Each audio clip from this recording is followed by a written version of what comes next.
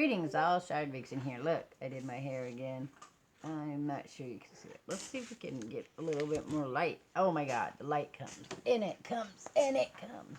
I'm back inside, of course, at my craft table.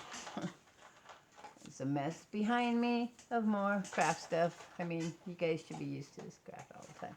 So, it's an orange and a blue-black. I mean, it is blue. And I add a little black just to make the blue darker.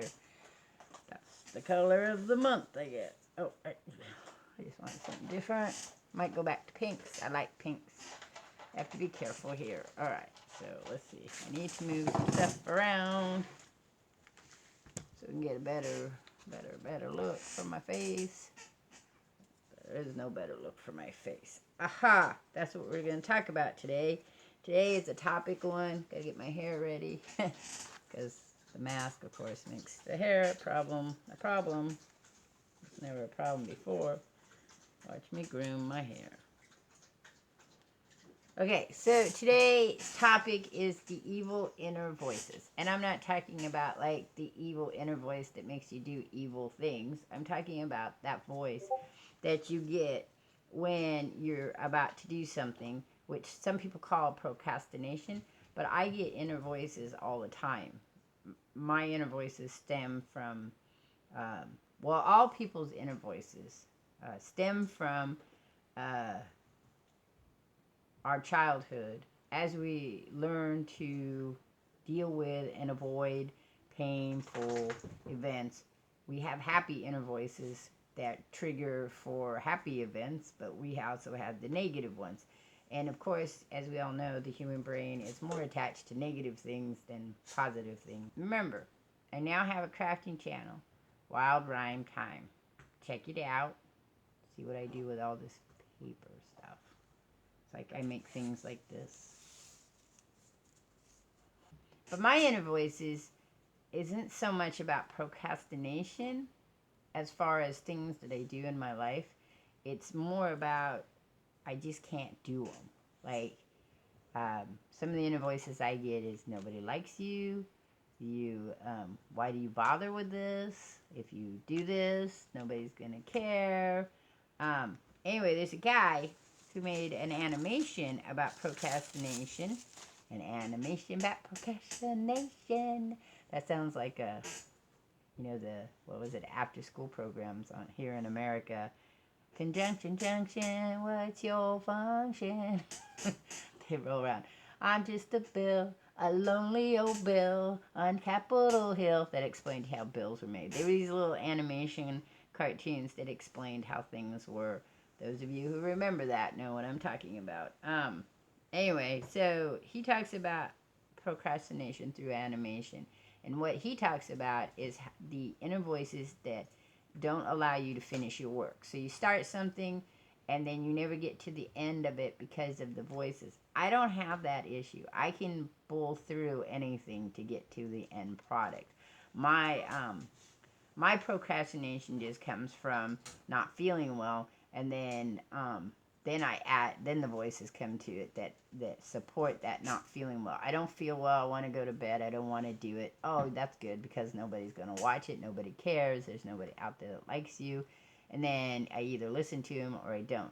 Most of the time I hear them and I don't. But he offers from an author, and I can't remember the author's name, so if you go watch it, but he talks about how she was trying to write a book and how procrastination and the negative voices got in the way. So what she did was she took each of the voices and she isolated them and then put them in a jar, turned them into mice. This is really good. Put them into the jar, and then so you hear just high squeaky voices instead of the voices, and then visualize them with a volume control. I don't know that would work for me. I think it would be easier for me to just take all the voices and let them chat in the background and just ignore them. That's what I do. I just ignore the voices. But when you're depressed, those evil little voices come out more prominent. They're louder because you already don't feel good. And depression, because especially biological depression, those inner voices come out more prominent. But sometimes you hear voices when you have self-doubt. And I get a lot of self-doubt. I barrel through the self-doubt, but I have a lot of self-doubt. I have self-doubt about my channels. I have self-doubt about my art. I have self-doubt about my parenting. I'm just a big bundle of self-doubt a lot of times. The counteraction to that is that I have a very intense ego who then says, well, screw you. Who cares? Who cares if nobody watches you? Who cares if nobody likes you? Who cares? And so I have those two very polar sides of me that are always arguing with me. But everybody has inner voices. Some inner voices people learn to ignore. Some inner voices actually are voices of people in your past. Mine is a neutral, like it's not my mother's voice or my father's voice, or sometimes their voices pop up. But for the most part, my voice is just like my voice. It's the deep, dark part of me that I try to ignore. I don't try to push it down. I learned a long time ago when you push those voices down, they have this really weird way of popping back up double fold or triple or like tons of them, like they're roaring in your ears and you're like, wah! You know, inner voices are very hard to silence. That visualize of putting them into a jar and making them into mice with high squeaky voices and having a volume code where you can turn them on and off is actually a pretty good thing. For me, it's a box and I just throw all the voices in and it sounds like you're in a bar with all the voices going, but you can't really hear what they're saying. They're just talking. Like when you're in a bar, you can hear people talking, but you can't really pick up complete sentences sometimes, or you'll hear bits and pieces of things and it doesn't all make sense. Like in Finding Nemo, where Marlin says, you think you can do this, but you can't. You just can't, Nemo. And he's talking to Dory, but he's thinking about how he felt about Nemo. That's how an inner voice is. It's trying to protect you from doing something that's ultimately going to cause you pain. Now, the problem being is that not everything that you have negative voices for is going to cause you pain. But in the example of me, I have negative voices when I am trying to meet people to go out with. So the voices tell me, they're not going to like you. They think you're ugly. They're going to use you. They just want to hurt you, because those are my experiences with people in that situation. Added to high expectations that I have for people, because those are the expectations I have of myself. Then you couple them with those negative voices and a bottle of anxiety is created, like you're just ready to pop. So, but some people, I've talked to people who say, well, I have an evil voice. Not just the negative bad voice, but the evil voice. And this guy, Struthless, who's a channel, and I'll have him linked in my description. So he talks about some really cool stuff.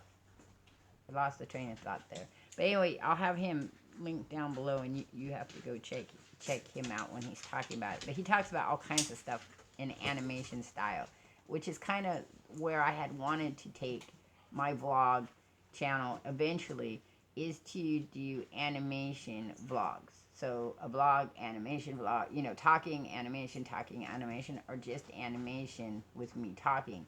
I'm still thinking I might do that. I don't know. I tend to layer myself with shit to do, and then I am constantly always busy, which is good. It gets me up out of bed, but that also tires me out. So it's that process of, it's how I've run my life all my life. And now I'm thinking that I need to kind of slow it down and give myself more time. I'm still experimenting with how to film my crafting channels. And so a lot of times my negative voices will come in there.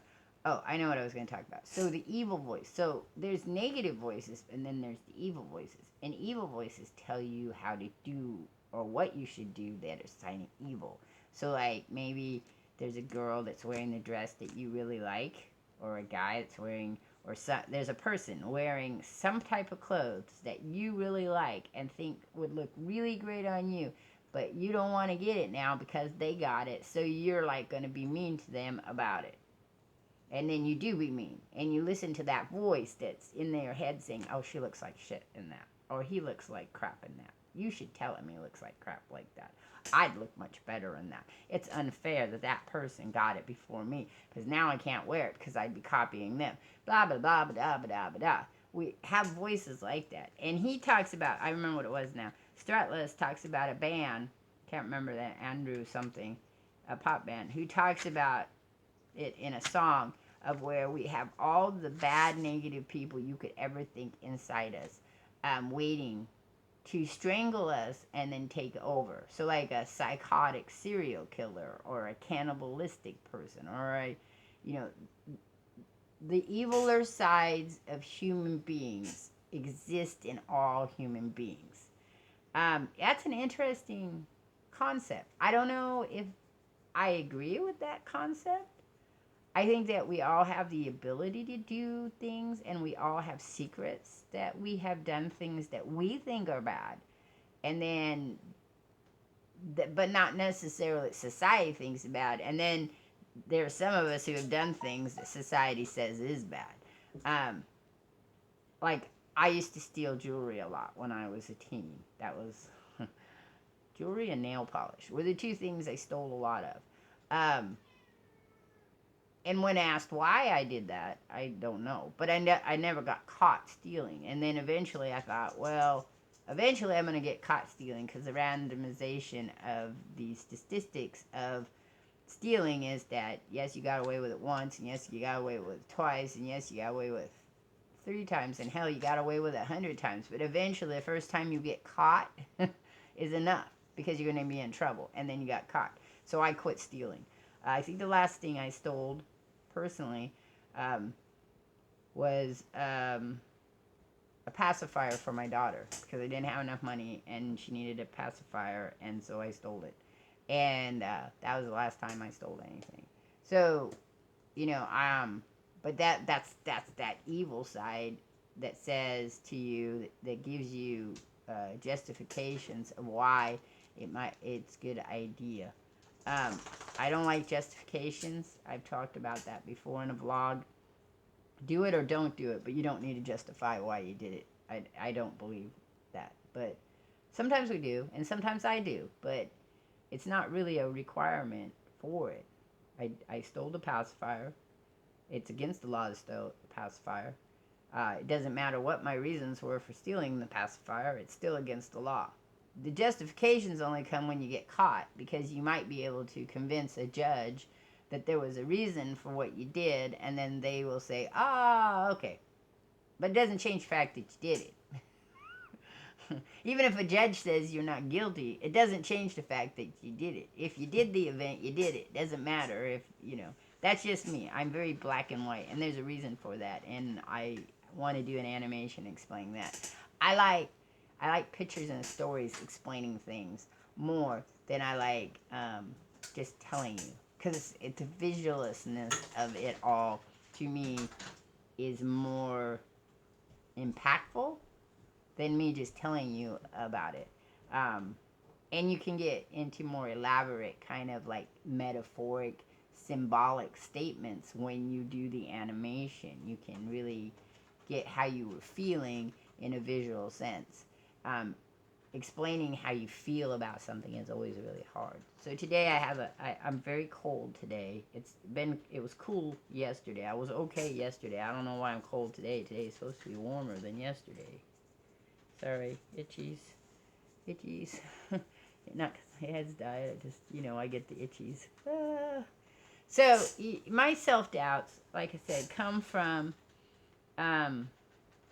comparison, and he talks about that. So one of the evil voices in doing art, or probably doing anything, is the comparing either yourself with other people, or comparing yourself with yourself at a different time period, or with a different product.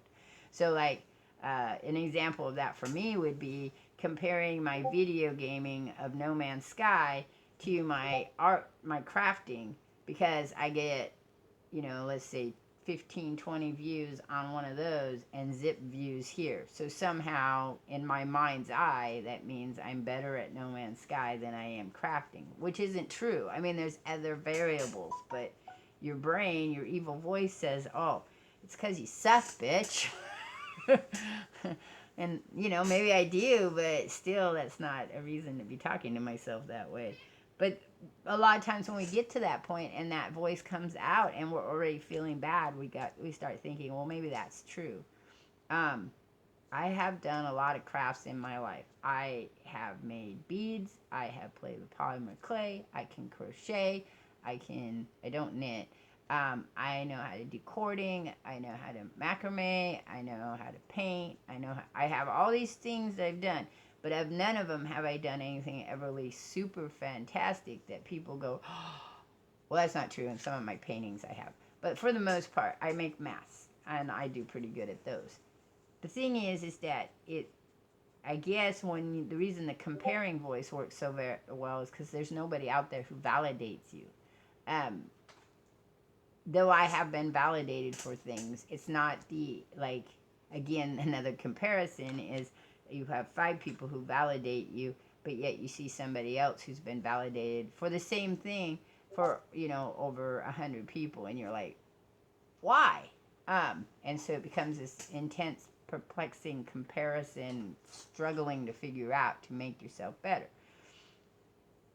The way I'm going with this is that I have then decided the inner voices don't know shit, of course, so you have to push them out, and I have to bring up my positive inner voices that say to me, I need a clear idea of what it is I want.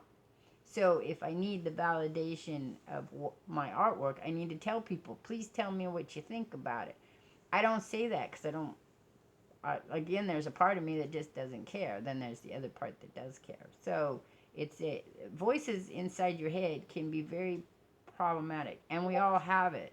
Now there are the more dangerous voices that are produced from your mental health issues that become very, very negative and to the point of propelling a individual into either harming themselves or harming others.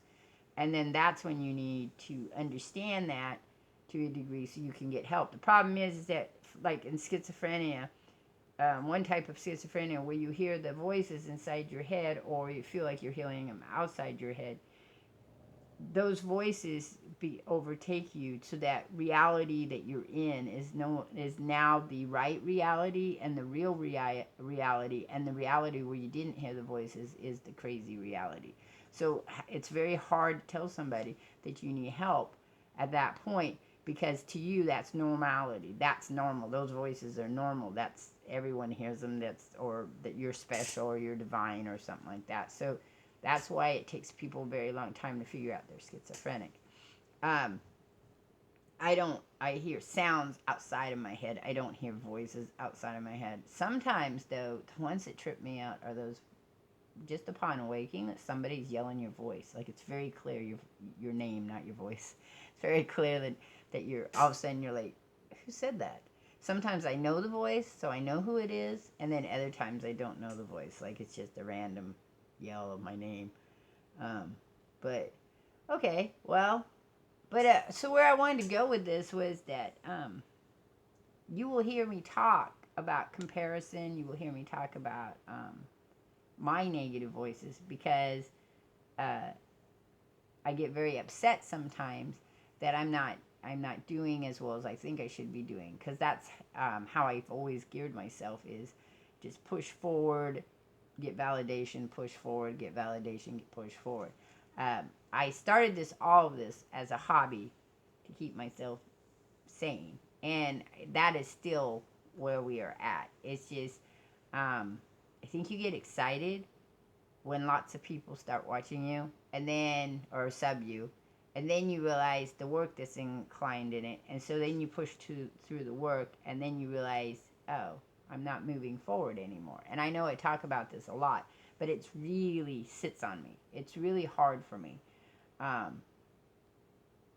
It's always been hard for me. Not just in videoing, not just in art, in school, in work. It's always been very hard for me not to get that validation, Um, and what I expect my validation to look like. So I get validation. So I need you guys to understand it. Long Roger validates my channel. Feely validates it. Sav Jazz validates it. Hoybit validates it. Think of all the people that visit me. Gaming, Blood Demon Gaming. Um, the people that visit me for my birthday. You know, all those people who come and say, oh, that was really great, or people who make comments, oh, that was really great. Those are my validations, and they are good. But then you want to push forward. You see others around you getting higher and doing better and moving forward, and you also want to move forward. I'm thinking that now it's fine. I'm trying to let go of that. I'm trying to get to a point where I just do my stuff, and we see where we go. And that's it. So where I'm at right now is I'm going to do my video gaming because I enjoy it. I enjoy streaming it, and I enjoy playing it, and I enjoy sharing it. I'd like to get more comments from it, but it's okay that I don't. Oh, you are Godsmack. He always comments in Twitter, so plus on that. But I'm going to keep working on the art stuff because I enjoy it. I enjoy it immensely. I enjoy creating things. When I start getting and sit down and can actually work without the pain goes away. Afterwards, my hands hurt, my legs hurt, my neck hurts, you know. But during that period of time, just like when I play the video games, during that period of time when my brain is focused on something else, I can, for a momentarily bit, ignore the stuff that's going on in my life, including my depression, including other things. My depression, though, comes out in anger, and I haven't had too much of a bout of it. Sometimes I get the tired, sleepy wanna. So, of anything of this vlog, besides it seeming slightly rambling about voices, I'm doing okay, guys, and I'm gonna keep doing what I do, and we'll just see where we go, right? All right, so I'll catch you all on the flip side. Next week is Rambling 101.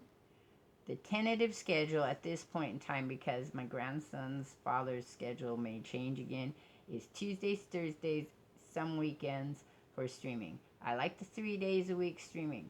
I have to debate, and I go back and forth on this about wanting whether I should do affiliate for Twitch or not. So I haven't really decided yes or no. I'll say one week yes, and I'll say no. I have to stream 7 days in 1 month. I think consecutively, like Monday, Tuesday, Wednesday. No, just 7 different days. I have not done that yet because I always do a schedule. So that's one of the things I have to work on too. All right, this one, as always, is a bit long because I start talking about my channels. I love my channels. I love my work. I love my life. Everything is good for me. Anyway, catch y'all on peace side. Ha ha! Catch y'all on the flip side. Peace.